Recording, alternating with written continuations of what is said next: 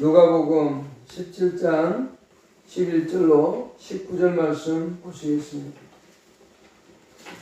예수께서 예루살렘으로 가실 때에 사마리아와 갈릴리 사이로 지나가시다가 한 마을에 들어가시니 나병 환자 10명이 예수를 만나 멀리 서서 소리를 높여 이르되 예수 선생님이여 우리를 불쌍히 여기소서 하거늘 보시고 이르시되 가서 제사장들에게 너희 몸을 보이라 하셨더니 그들이 가다가 깨끗함을 받은지라. 그 중에 한 사람이 자기가 나은 것을 보고 큰 소리로 하나님께 영광을 돌리며 돌아와 예수의 발 앞에 엎드려 감사하니 그는 사마리아 사람이라. 예수께 대답하여 이르시되 10사람이 다 깨끗함을 받지 아니하였느냐? 그 9은 어디 있느냐? 이 이방인 외에 하나님께 영광을 돌리러 돌아온 자가 없느냐 하시고 그에게 이르시되 일어나 가라 내 믿음이 너를 구원하였느니라 하시더라. 아멘. 감사생활이라는 제목으로 은혜를 나누도록 하겠습니다. 여기에 보면 누가복음 17장에 10명의 나병 환자가 나오고 그 10명의 나병 환자가 치유된 사건입니다. 그리고 그 중에 한 명만 예수님께 와서 영광을 돌리는 그러한 모습을 보여주고 있습니다. 이 본문은 누가복음에만 기록되어져 있는 본문입니다. 먼저 11절부터 보십시다. 예수께서 예루살렘으로 가실 때 사마리아와 갈릴리 사이로 지나가시다가 한 마을에 들어가시니 나병 환자 10명이 예수를 만나 멀리 서서 소리를 높여 이르되 예수 선생님이여 우리를 불쌍히 여기소서 하거늘.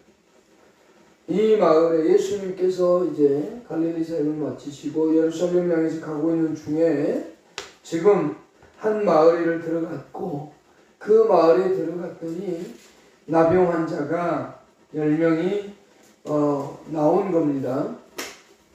10명이 나와서 예수님께 이제 소리를 높여서 말합니다. 예수 선생님이여 우리를 불쌍히 여기소서. 이 말은 다시 말하면 우리를 고쳐주십시오. 우리에게 치유함을 주십시오 라고 하는 거죠. 그러니까 이 나병 환자들은 소문은 들었다는 얘기입니다. 예수란 분 앞에 가면 모든 질병이 치유되고 그분은 고쳐주신다는 것을 이제 알았던 거고, 그래서 가까이 가서 직접 만질 수는 없으니까 멀리 서서 소리를 높여서 우리를 불쌍히 여겨달라고 그렇게 간구하고 있습니다. 그때 예수님께서 보시고 가서 제사장들이 너희 몸을 보이라 이렇게 이제 10명의 환자에게 그렇게 말씀을 했습니다.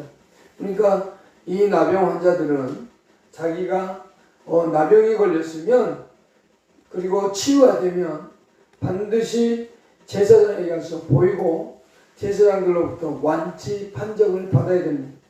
그렇기 때문에 예수님께서는 가서 제사장들에게 너희 몸을 보이라 이렇게 말씀하셨던 겁니다.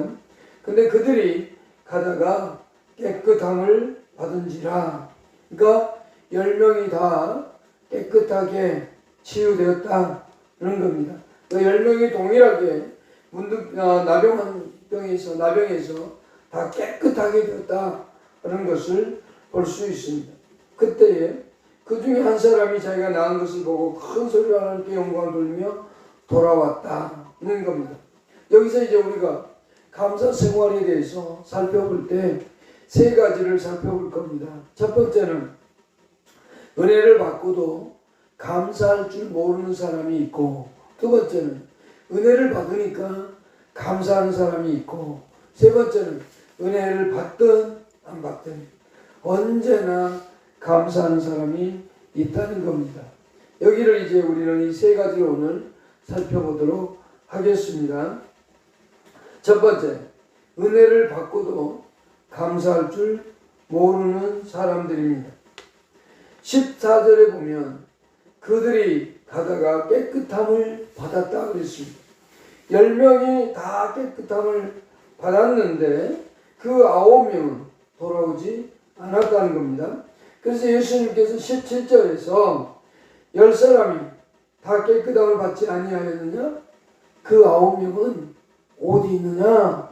이렇게 지금 말씀하고 있는 겁니다. 그 9명은 어떻게? 은혜를 받고 치유함을 받았음에도 불구하고 감사할 줄 모르는 사람들. 은혜를 받고도 감사를 모르는 첫 번째 사람, 바로 여기에 나오는 나병 환자들입니다. 9명의 나병 환자들은 자신들이 깨끗이 치료함을 받았음에도 불구하고 감사하지 못합니다. 그런데 그들이 가만히 있는데 예수님이 고쳐준 게 아니라 그들이 고쳐달라고 간구를 했고 그 간구에 예수님께서 응답해 주셨습니다. 그런데도 불구하고 그들은 돌아오지 않았고 그들은 예수님 앞에 감사하지 않았습니다. 은혜를 받고도 감사할 줄 모르는 그 나병 환자들의 모습을 봅니다.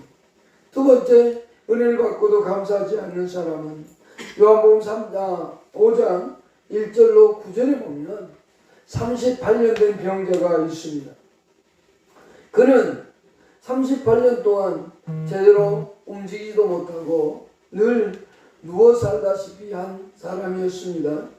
38년이라는 긴 세월을 아픈 몸을 이끌고 살았습니다만 예수님께서 그에게 자리를 들고 걸어가라고 했을 때 그는 걸어갔습니다. 그는 그 자리에서 일어났습니다. 예수님이 자리를 들고 가라고 할 때 그 자리에서 일어났으면 그 예수님 앞에 엎드려 감사합니다라고 하는 표현이라도 있어야 되는데 그런 감사 자체를 모르는 겁니다.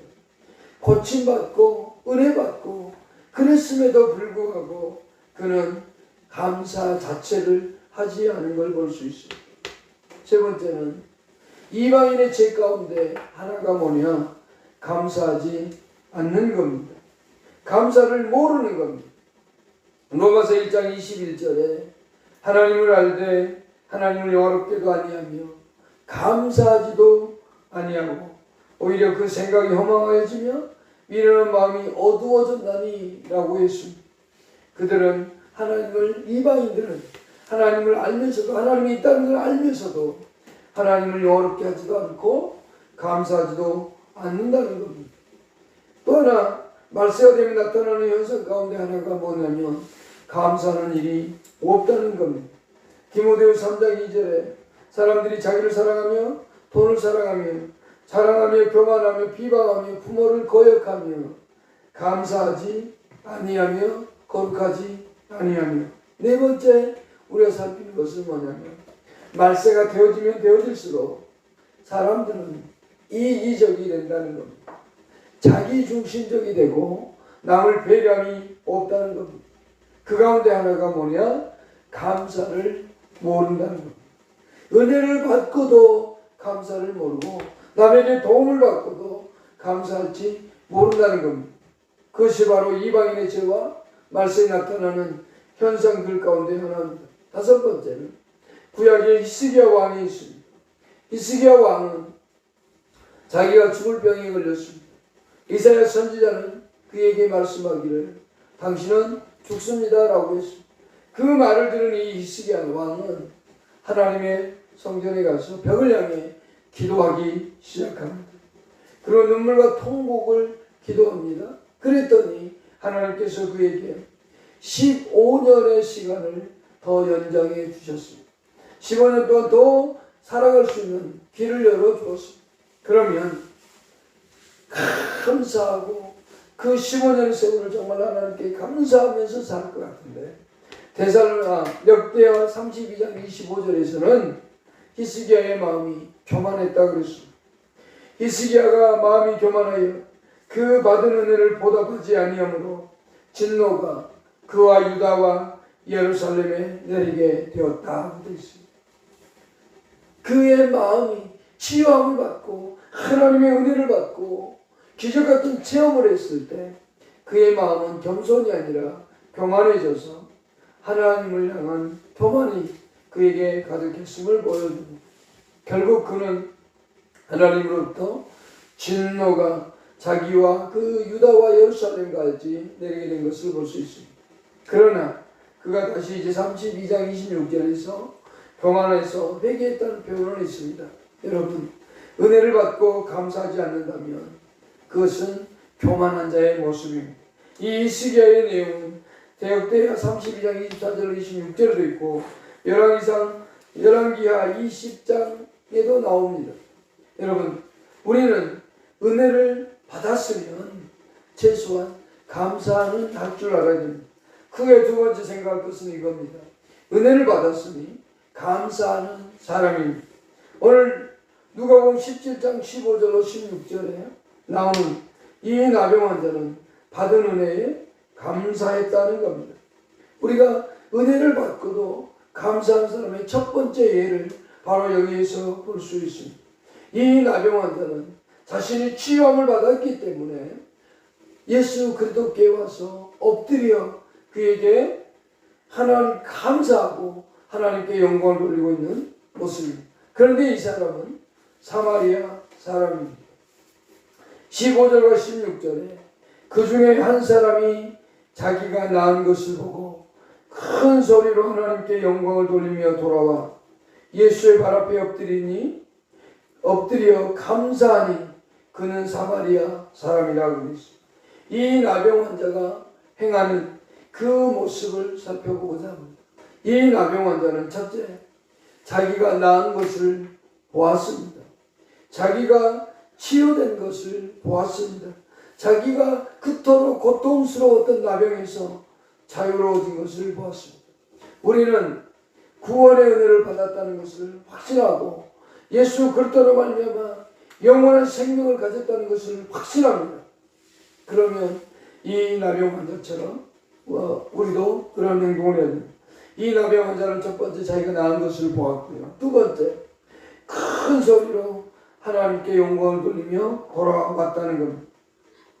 큰 소리라고 했는데 아주 심히 큰 소리를 의미합니다. 아마 그는 큰 소리를 둘 중에 하나를 했을지 아니면 둘을 다 했을지는 모릅니다만 첫 번째는 찬양을 통해서 하나님께 영광을 돌리고 감사했을 겁니다. 또 하나는 자신이 지난날 잘못 살고 죄악으로 말미암아 살았던 인생을 회개하면서 나에게 자유를 주신 하나님께 감사합니다라고 큰 소리로 하나님을 높였을 겁니다. 어쨌든 그는 지금 하나님 앞에 큰 소리로 하나님을 영화롭게 하고 있는, 그러면서 감사하고 있는 모습을 보여주고 있습니다. 세 번째, 그의 행동은 예수의 발 앞에 엎드렸다는 겁니다. 16절입니다. 예수의 발 앞에 엎드려 감사하니라고 되어 있습니다. 엎드렸다는 것은 최대의 경의와 존귀함을 표하는 하나의 행위입니다. 내가 그분 앞에 엎드려서 그분 앞에 있는 이 자세는 바로 당신에게 최고의 존귀함을 드립니다. 최고의 존경을 드립니다. 최고의 경외함을 나타내고 있는 이 모습을 그는 보여주면서 예수님, 당신이 최고의 경외함, 최고의 경외와 존경을 받으실 분입니다 라고 높이고 있는 겁니다. 그러면서 그는 감사했다고 했습니다. 네 번째, 그는 감사하였습니다. 개역 한글 성경에는 감사라는 표현보다는 사례라는 표현을 썼습니다. 그러니까 사례라고 하는 표현을 쓰니까 어떤 물건을 드린 것처럼 이렇게 생각할 수 있습니다.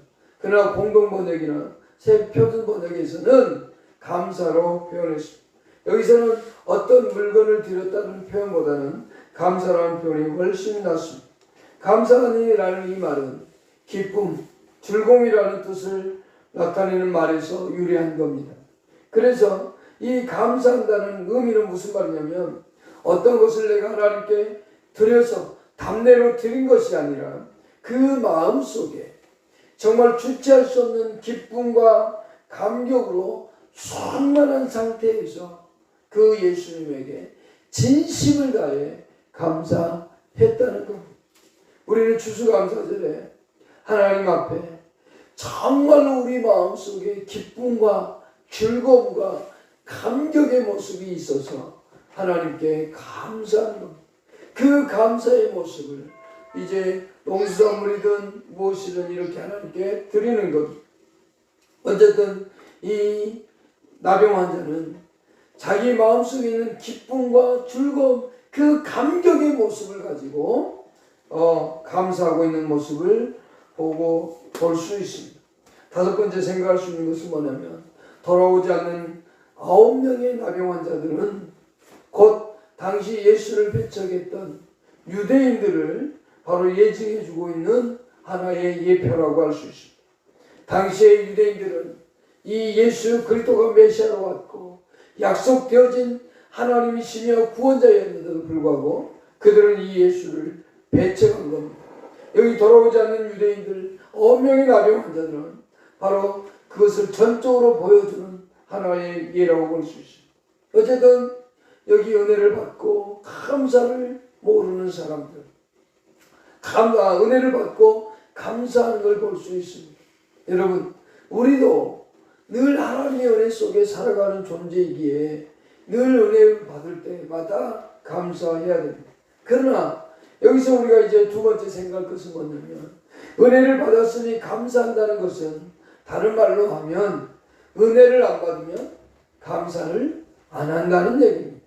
그 말은 조건부적 감사를 행하고 있는 모습을 볼 수 있습니다. 받은 은혜에 감사할 줄 아는 것은 너무나 좋은 겁니다. 하지만 다른 면에서 보면 이러한 사람들은 은혜를 받을 때는 감사하지만 그러나 은혜가 없으면 또 어떤 일이 어려워지면 힘들어지면 원망하고 불평하는 것을 볼 수 있습니다. 그래서 은혜를 받았을 때 감사한다라고 하는 이 표현은 다른 말로 표현하면 은혜가 없으면 나는 감사를 안 하겠습니다. 그 말이기도 합니다. 그러나 우리는 그 은혜를 받을 때나 받지 않을 때나 늘 감사해야 된다. 그것을 잊어버리지 마십시오. 이것을 이제 은혜를 받을 때 감사한다라는 표현은 다른 말로 하면 조건부 감사라고 할 수 있는데, 성경에도 보면 은혜를 받을 때는 감사하지만 은혜가 없을 때는 원망하고 불평한 모습들을 볼 수 있습니다. 그 대표적인 예가 애굽에서 나온 이스라엘 백성들을 들 수 있습니다. 애굽에서 해방받아서 나올 때 이스라엘 백성들은 너무나 감사했고 기뻤습니다. 그리고 홍해바다를 마른 땅처럼 건너가고 애굽 군대가 거기에 수장될 때는 너무나 감사했습니다. 그리고 찬양하고 춤추고 노래했습니다. 그러면서 하나님께 감사했습니다. 그러나 몇 날이 못 가 마라에서 쓴물을 만났을 때 그들은 원망했습니다. 또 무리바에서 물이 없을 때 그들은 원망했습니다. 홍해를 건너가기 전에 홍해가 막혀 있을 때 그들은 원망했습니다. 하나님께 은혜를 받을 때는 참 감사하고 좋은데 그것이 없으면 조금만 어려워지면 원망하는 우리의 모습, 이스라엘 백성들의 모습이나 우리의 모습이나 동일합니다.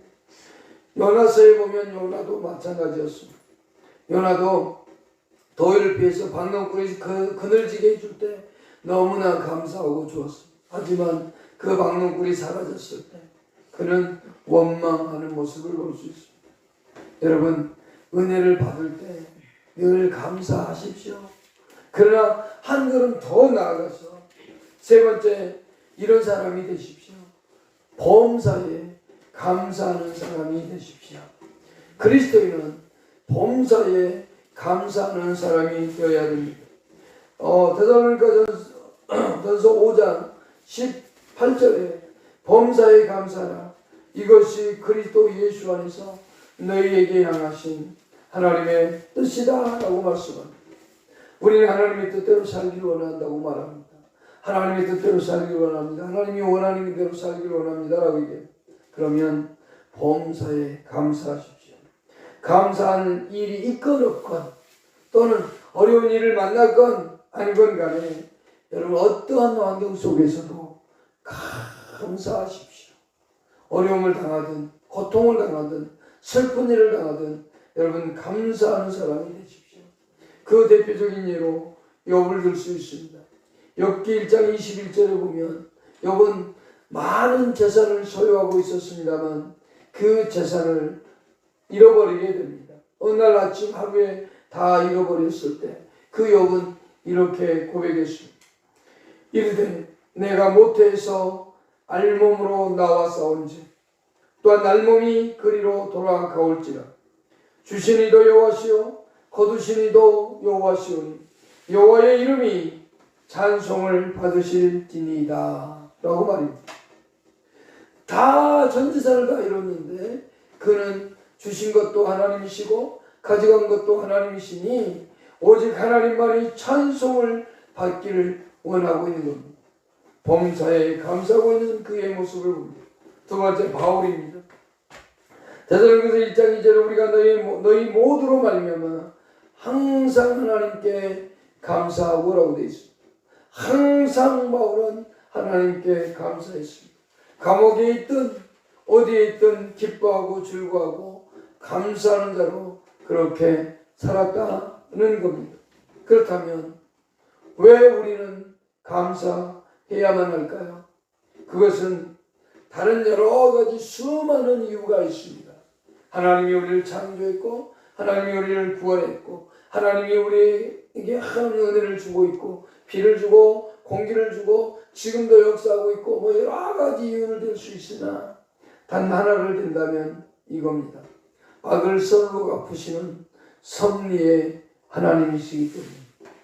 우리가 하나님께 감사한다는 것은 특히 어려울 때 감사한다라고 하는 것은 하나님 지금 나에게 수많은 어려움이 닥쳐 있습니다. 그 어려움이 이 어려움을 하나님이 바꿔 놓으시는 하나님이라고 믿는 신앙의 고백이 바로 감사인 겁니다. 그렇기 때문에 하나님께서 바꾸실 그 역사, 하나님께서 행하실 그 일을 기대하기 때문에 우리는 감사해야만 됩니다. 창세기 50장 20절에 보면 야곱의 아들인 요셉의 신앙이 나옵니다. 요셉은 50장 20절에서 자기 형들이 자기를 죽이려고 했을 때 그리고 그 일이 지나고 자기가 애굽의 총리가 되었을 때 그는 이렇게 말했습니다. 당신들은 나를 해하려 하였으나 하나님은 그것을 선으로 바꾸사 오늘날같이 많은 백성의 생명을 구원하게 하시려고 하셨나이다 라고 얘기합니다. 창세기 42장 21절에 보면 애걸 하면서 살려달라고 형들에게 한없이 울며 불며 애걸하면서 살려달라는 표현이 나옵니다. 그러나 하나님은 그를 결국 애굽에 팔려가게 하고 감옥에 가게 하고 여러 가지 어려운 환경을 만나게 하고 그러다가 애굽의 총리가 되고 훗날에 하나님의 뜻이 이루어져서 그가 형들에게 경배받는 사람이 되었습니다. 그때 형제들은 다 두려워했습니다. 그러나 이 요셉은 그 형들을 향해서 복수를 선택한 것이 아니라 하나님께서 그 악함을 선으로 바꾸셨기 때문에 오늘날 많은 백성을 구원할 수 있었습니다라고 고백했던 겁니다. 우리는 어려움을 만나거나 힘든 일을 만나거나 고통을 당할 때 더욱더 감사해야만 됩니다. 왜? 하나님께서 그 일을 통해서 새로운 역사를 만드시는 섭리의 하나님이시라는 것을 고백하는 행위가 감사하는 것이기 때문에 그렇습니다. 또한 로마서 8장 28절에 우리가 알거니와 하나님을 사랑한다고 그의 뜻대로 부르심을 입은 자들에게는 모든 것이 합력하여 선을 이룬다고 했습니다. 우리가 그리스도 안에서 부름받고 하나님의 자녀된 우리들이라면 하나님께서 우리에게 협력하여 선을 이루시는 분입니다. 왜 우리가 범사에 감사해야 되느냐? 섭리의 하나님을 믿고 그 하나님의 일하심을 믿기 때문입니다. 또 하나 더 말씀드린다면 오늘 여기 누가복음 17장에 나오는 나병 환자는 19절에 보면 이렇게 말합니다. 그들에게 이르시되 일어나 가라. 내 믿음이 너를 구원하였느니라. 더해주고 있는 것을 보여줍니다. 감사하면 더해주시는 하나님의 은혜가 존재합니다. 육체적 질병만 받은 것이 아니라 영혼의 구원까지도 받은 것을 볼 수 있습니다. 우리가 감사하면 없어지는 게 아니라 더 많은 풍족함이 채워지고 늘어난다는 것을 잊어서는 안 됩니다. 세 번째, 왜 감사해야 될까요? 이것은 예수 그리스도께서 우리에게 모본을 보여주셨기 때문입니다. 예수는 진리의 단순성 때문에 감사했고, 음식을 위하여 하나님께 감사했고, 성찬 때문에 감사했고, 큰 역사를 이루기 위할 때 하나님 앞에 감사의 기도를 드렸던 걸 볼 수 있습니다. 예수님께서 행하셨던 그 감사의 사역이 우리에게 본이 되기 때문에 우리는 범사에 감사해야 됩니다. 요한복음 11장 41절에 보면 죽은 나사로를 살리기 위해서 그가 하나님 앞에 기도하는 모습이 나옵니다. 요한복음 11장 41절에 돌을 옮겨놓으니 예수께서 눈을 들어 우러러보시고 이르시되 아버지여 내 말을 들으신 것을 감사하나이다. 지금 이 예수님께서는 나사로야 나오너라라고 명령하심으로 그에게 이 부활의 모습을 보여주어야 됩니다. 근데 그때 예수님께서는 아직 나사로야 나오라고 말하지 않았습니다. 그런데 이 예수님은 뭐라고 하고 있느냐? 하나님께서 일하실 것을 기대하고 자기의 말을 들으신 것을 감사한다고 고백하고 있는 겁니다. 지금 예수님은 나사로야 나오라고 말하기 전에 내가 지금 나사로야 나오라고 말할 텐데 하나님께서는 내 말을 들으신 것을 감사한다고 얘기합니다. 바로 하나님이 일하시는 모습을 기대하고 있는 겁니다. 우리는 범사에 감사하십시오. 그것은 곧 하나님께서 일하신 것을 믿고 하나님께서 악을 손으로 갚으며 우리의 환경에 협력하여 손을 이루시는 하나님임을 보여주기 위한 우리의 신앙의 고백이기 때문에 그렇습니다. 여러분 추수감사절을 마치고 이제 우리는 1년 동안 하나님께서 베푸신 은혜에 대하여 감사하고 그것으로 끝나는 게 아니라 매일매일 삶 속에서 하나님께 감사하며 살아가는 여러분이 되시기를 축복합니다. 기도하겠습니다. 하나님 감사합니다.